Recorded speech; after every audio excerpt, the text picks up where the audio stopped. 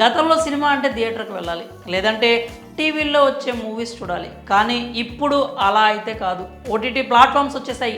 ఒక్కొక్కళ్ళు 2కి మించి 3కి పైగా ఓటీటీ ప్లాట్ఫామ్స్ సబ్స్క్రిప్షన్ తీసుకుంటున్నారు. ఆ ఓటీటీ ప్లాట్ఫామ్స్లో వారానికి కనీసం 2 సినిమాలైనా రిలీజ్ అవుతూ ఉంటాయి. ఒక్కోసారి ఒక్క ఓటీటీలోకే 4-5 సినిమాలు, వెబ్ సిరీస్లు వస్తున్నాయి. ఇలా లెక్కకు మించి సినిమాలు స్ట్రీమింగ్ అవుతూ ఉండడంతో ఏ సినిమాలో చూడాలో కూడా క్లారిటీ రావట్లేదు. మూవీ వెతుక్కోవడానికే కనీసం అరగంట నుంచి గంట టైం పడుతోంది. అలాంటి వారి కోసం ఒక మంచి హారర్ సస్పెన్స్ థ్రిల్లర్ అయితే ఒక సజెషన్ కింద మేము తీసుకొచ్చాం. ఓటీటీలో చాలానే సస్పెన్స్ థ్రిల్లర్స్, క్రైమ్ థ్రిల్లర్స్ ఉన్నాయి. అయితే హారర్ అనేసరికి ఎక్కువ హాలీవుడ్ సినిమాలు కనిపిస్తూ ఉంటాయి. అయితే అవి అందరికీ ఒక పట్టాన్ని నచ్చవు. ఈ మూవీ మాత్రం అలా కాదు. హారర్ సస్పెన్స్ చిత్రాలు ఇష్టపడే వారికి తెగ నచ్చేస్తుంది.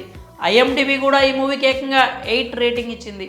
ఈ మూవీ మరేదో కాదు, Thanthiram chapter 1 tales of Sivakasi.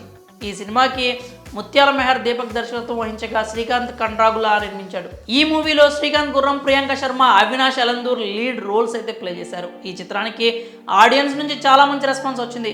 22 September 2023న ఈ మూవీ రిలీజ్ అయింది. 2023 నవంబర్ నుంచి అమెజాన్ ప్రైమ్ వీడియోలో ఈ మూవీ అయితే స్ట్రీమింగ్ అవుతోంది. గత 3 నెలలుగా ఈ మూవీ సైలెంట్గా ఓటీటీని దున్నేస్తోంది. చాలామంది ఈ మూవీ సజెషన్లోకి వచ్చినా కూడా ఖచ్చితంగా లైట్ తీసుకుని ఉంటారు. నిజానికి ఇది లైట్ తీసుకోవాల్సిన హారర్ చిత్రం అయితే కాదు. చాలా ఇంట్రెస్టింగ్గా సాగుతూ ఉంటుంది. అయితే ఈ చాప్టర్ 1లో ఎక్కువ కథ ఉండదు, కానీ ప్రశ్నలు మాత్రం చాలానే ఉంటాయి. ఆ ప్రశ్నలకు సమాధానాలు మాత్రం చాప్టర్ 2లో దొరుకుతాయి. అది చూడాలంటే మీరు ఖచ్చితంగా ఈ పార్ట్ 1 చూడాల్సిందే. అలాగని ఈ మూవీ సోసోగా ఉంటుందని అనడానికి లేదు. డ్రామాని ఇష్టపడే వారికి ఎంతో బాగా నచ్చుతుంది. ఒక మనిషి జీవితంలో ఉండే దురాశ, కోపం, క్రోధం, లోభం, ఇలా ప్రతి ఎమోషన్ని ఎంతో చక్కగా చూపిస్తారు. ప్రతి సీన్ మిమ్మల్ని ఆలోచింపజేసే విధంగా ఉంటుంది.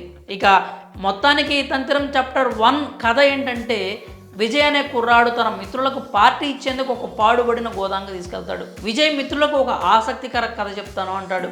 ఒక వ్యక్తి మరో లోకంలో ఉండే జీని పెట్టిన ఆశకు ఎలా బలయ్యాడు అనే విషయాన్ని కథగా చెప్తాడు. ఆ కథే ఈ చాప్టర్ 1 స్టోరీ. ఆ యజమాని పేరు బాలచంద్రన్, అతని భార్య పేరు అలాగిని. ఒకసారి అనుకోకుండా బాలచంద్రన్ జీవితంలోకి జీని ప్రవేశిస్తాడు. ఆ తర్వాత అతని జీవితం ఎన్నో మలుపులు తిరుగుతుంది. అసలు జీని కథలో నిజమేనా?